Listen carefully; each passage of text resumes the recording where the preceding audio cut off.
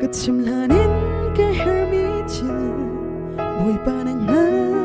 di jale Kan halhanin ka dumitil Nang haldi ko jaan Kechan bao nagrat bilawin Thang chat na ka pek boy pa Na sun par na Asia chun Na tu na ka chung klong xe Gian tâm pi nó khó khăn nạc hi thấy cha mar câu man se Gian tâm pi ka tôn mi chil hi tua rok har man se Kamit hi tak nak na le lung quay dak ni na si dan ka phak der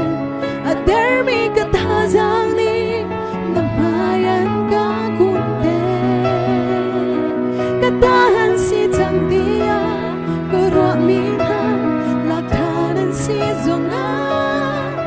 Sun parnak asia chu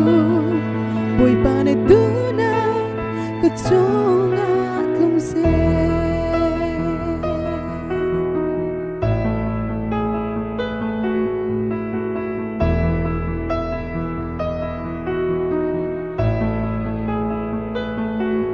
Katua hanin ka ro mi chil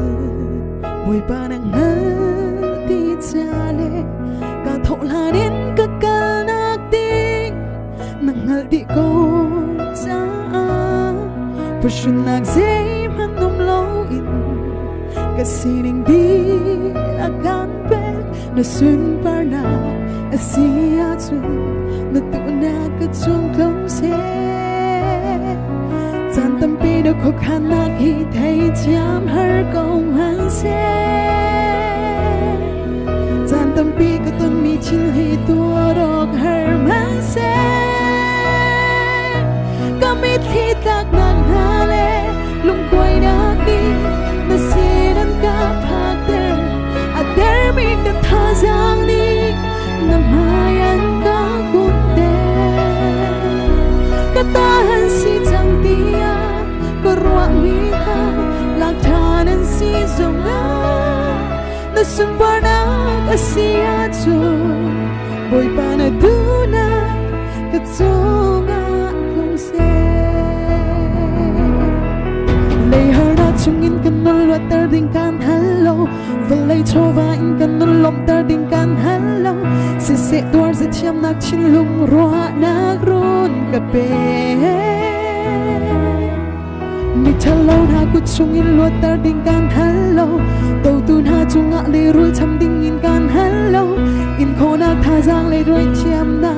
chin lung ka pe Kamit hi tak nak na le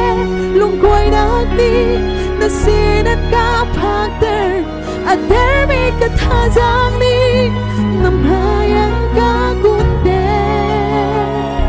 ka tahan si chang tia ka ro mi na ka si ni lak thanan si zonga na sumpanak asia chu na sumpanak asia chu Boy pane tuna kachonga tlong se